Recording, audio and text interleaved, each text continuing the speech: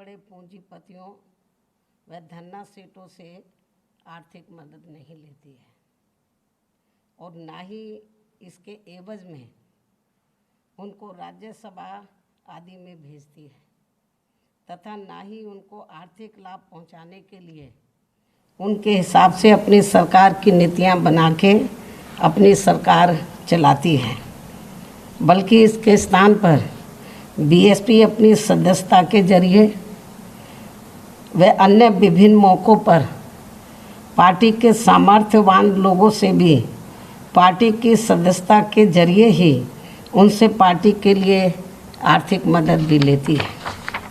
इतना ही नहीं बल्कि पार्टी के ऐसे लोगों से ही बीएसपी ने समय समय पर देश में कोरोना व बाढ़ पीड़ितों आदि जैसे अन्य और ज़रूरतमंद लोगों की भी विभिन्न रूपों में सीधा मदद भी करवाई है, ये सभी को मालूम है।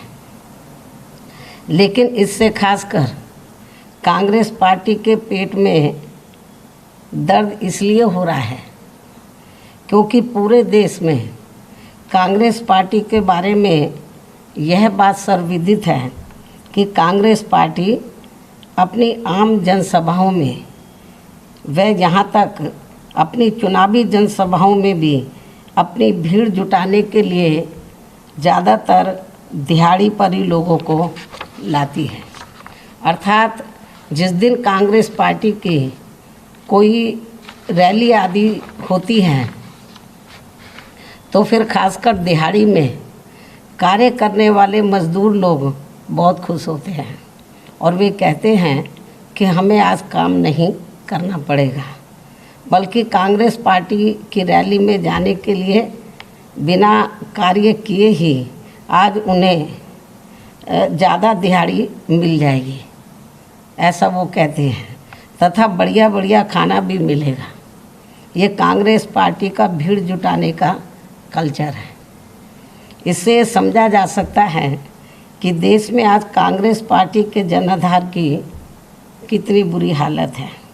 इसके साथ ही देश के किसी भी राज्य में जब विधानसभा का आम चुनाव होता है या देश में लोकसभा का भी आम चुनाव होता है तो तब इनको खासकर यूपी जैसे कमज़ोर राज्यों में आसानी से चुनाव लड़ाने के लिए उम्मीदवार तक भी नहीं मिलते। उनको खड़ा करने के लिए फिर कांग्रेस पार्टी बड़े बड़े पूंजीपतियों व धन्ना सेठों आदि से आर्थिक मदद लेकर उनको पैसा देकर खड़ा करती है। अधिकांश उनको पैसा देकर खड़ा करती है। इसलिए अधिकांश इनके उम्मीदवारों को जीतने हारने से कोई लेना देना नहीं होता है, बल्कि वो तो ये मानकर चलते हैं कि अब हमारे घर का कुछ समय तक का खर्चा चल जाएगा, जो उनको चुनाव लड़ाने के लिए वो पैसा देते हैं। ये कांग्रेस पार्टी की दयनीय हालत नहीं है तो और क्या है। जबकि वहीं दूसरी तरफ बीएसपी ऐसा बिल्कुल भी नहीं करती है। अर्थात बीएसपी कांग्रेस की तरह पैसा देकर पार्टी के लोगों को चुनाव में टिकट नहीं देती है, बल्कि चुनाव पर खुद अपना पैसा लगाने वाले लोगों को ही अधिकांश टिकट देती है, जिनका पार्टी के जनाधार को बढ़ाने के लिए हर प्रकार से योगदान होता है। इसलिए कांग्रेस पार्टी ने अभी हाल ही में जो बुकलेट जारी की है, यदि ये पार्टी इस बुकलेट में अपनी विरोधी पार्टियों पर कोई भी टीका टिप्पणी करने के साथ साथ अपनी इन सब कमियों को भी वर्णित कर देते तो ये बेहतर होता। अर्थात इस पार्टी द्वारा दूसरे पर उंगली उठाने की बजाय इनको पहले अपने घर को ही ठीक कर लेना चाहिए, ये भी मेरी इनको सलाह है। इसके साथ ही कांग्रेस पार्टी को मैं ये भी बताना चाहती हूँ कि जब देश में लोकसभा व किसी भी राज्य में विधानसभा का आम चुनाव होता है तो खासकर पार्टी के मजबूत राज्यों में एक एक सीट पर कई उम्मीदवार पार्टी का टिकट चाहते हैं। यानी कि बीएसपी के बारे में मैं बता रही हूँ तो खासकर पार्टी के मजबूत राज्यों में एक एक सीट पर तो कई कई उम्मीदवार बीएसपी का टिकट चाहते हैं, जिसमें कुछ उम्मीदवार आर्थिक तौर पर काफ़ी कमज़ोर भी होते हैं। इसके अलावा कुछ उम्मीदवार टिकट तो ले लेते हैं, यानी कि पार्टी का टिकट तो ले लेते हैं, लेकिन चुनाव में ज़रूरत के हिसाब से पैसा खर्च नहीं करते। तब फिर पार्टी के कार्यकर्ताओं को ही मजबूरी में आपस में चंदा इकट्ठा करके उन्हें चुनाव लड़ाना पड़ता है। इसे भी खास ध्यान में रखकर तब हमारी पार्टी को मजबूरी में पार्टी के ऐसे उम्मीदवारों से चुनाव लड़ने के लिए उनसे कुछ एडवांस में ही पैसा भी जमा कराना पड़ता है, और फिर उसी पैसे को उनके चुनाव पर ही पार्टी के कार्यकर्ताओं द्वारा खर्च कर दिया जाता है, जिससे हर चुनाव में विरोधी पार्टियां इसी प्रकार गलत तरीके से प्रचारित करती हैं और बीएसपी की छवि को धूमिल करने का भी वो पूरा प्रयास करती है, हथकंडे अपनाती हैं और बीएसपी की इमेज को ख़राब करती हैं। वैसे भी हमारी पार्टी कांग्रेस पार्टी व अन्य पार्टियों की तरह बड़े बड़े पूंजीपतियों व धन्ना सेठों की पार्टी नहीं है। ये भी सर्वविदित है कि हमारी पार्टी कांग्रेस पार्टी व अन्य पार्टियों की तरह बड़े बड़े पूंजीपतियों व धन्ना सेठों की पार्टी नहीं है जैसे दूसरी पार्टियां होती हैं, बल्कि गरीब और मजलूमों की पार्टी है। उन्हीं की ही थोड़ी थोड़ी आर्थिक मदद से अपनी पार्टी को चलाती है। जो गरीब मजलूम हैं उन्हीं के आर्थिक मदद से पार्टी को चलाती है।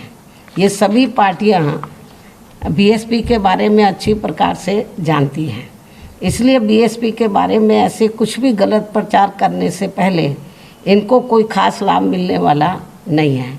ये भी पार्टियां जानती हैं और हमारे लोग भी जानते हैं, अच्छी प्रकार से जानते हैं। इसके अलावा इन्हें ये भी मालूम होना चाहिए कि हमारी पार्टी हर वर्ष अब मेरा जन्मदिन जन कल्याणकारी दिवस के रूप में मनाती है।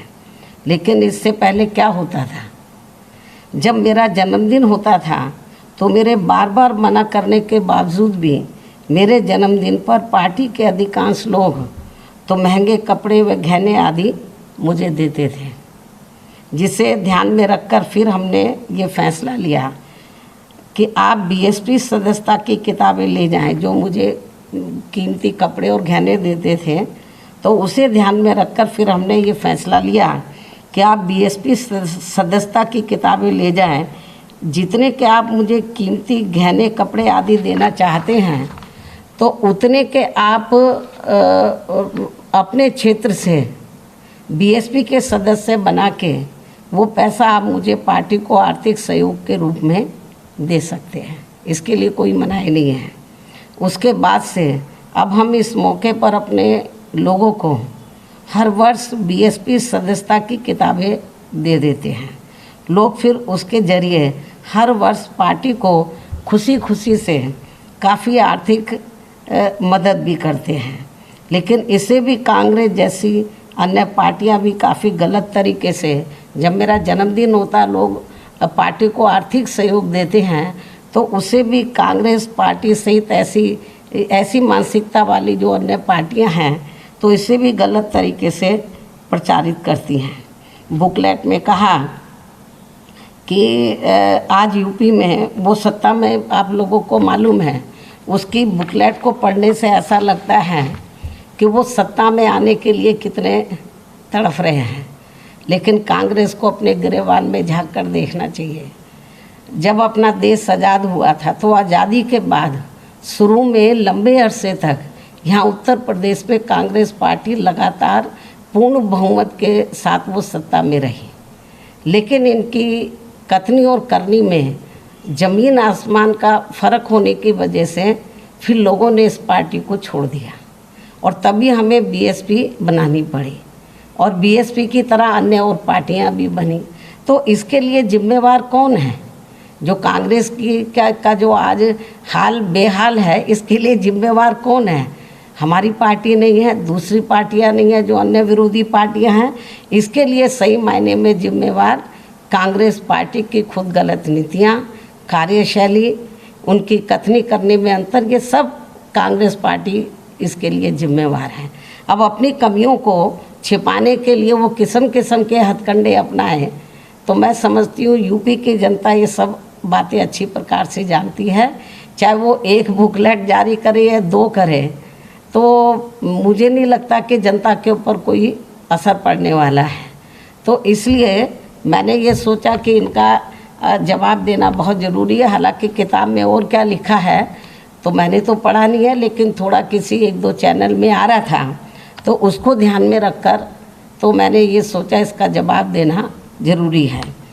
इतना ही नहीं, बल्कि आज मैं किसी एक चैनल में हमारी पार्टी के जो राष्ट्रीय महासचिव व राज्यसभा सांसद हैं श्री SC मिश्र, उनका इंटरव्यू देख रही थी, जिसमें उनसे बार बार मेरा उत्तराधिकारी के बारे में पूछा जा रहा था कि आपकी बहन जी का उत्तराधिकारी कौन होगा।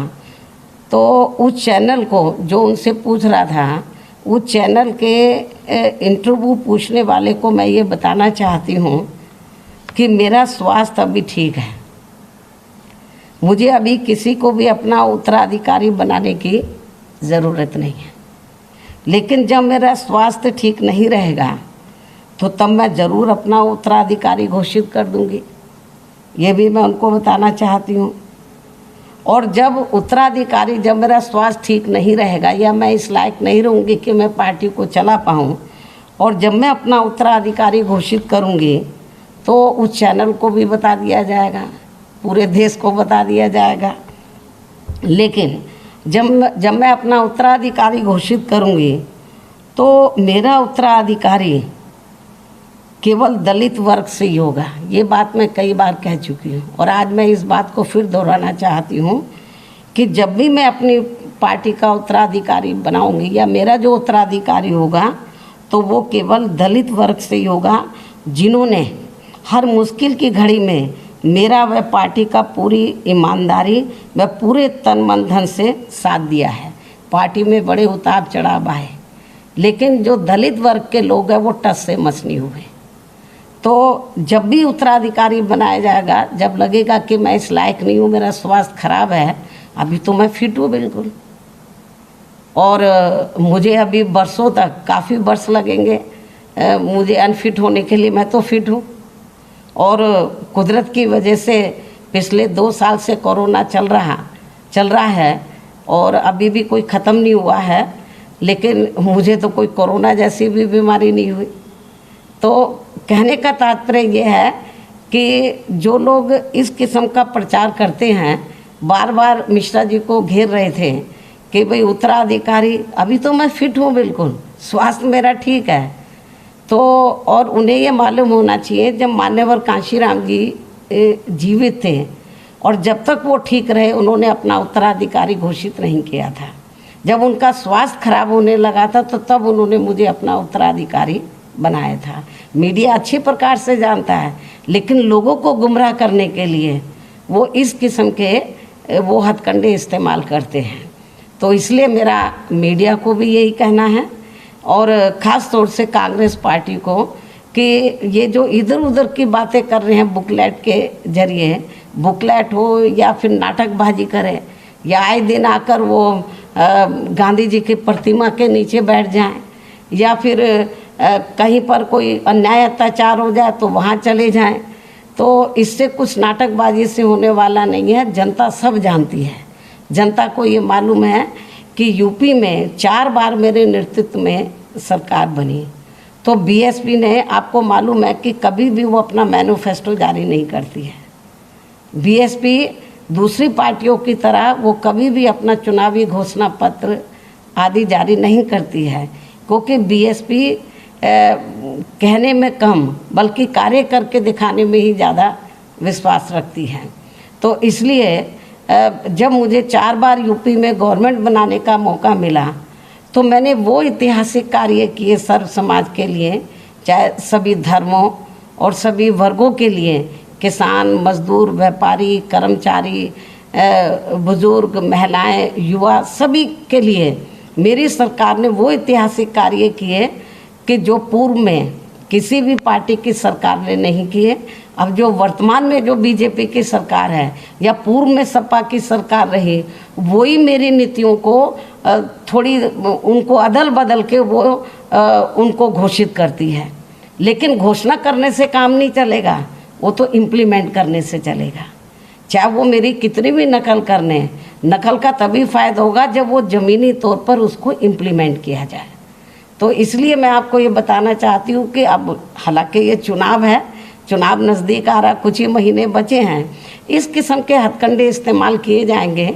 तो इसलिए मुझे बीच बीच में मीडिया के बीच में जाकर हमारे लोग गुमराह ना हो, तो मुझे ये बातें कहने के लिए मजबूर होना पड़ता है। तो ये कुछ ज़रूरी बातें मैंने आप लोगों के सामने रखी हैं। धन्यवाद।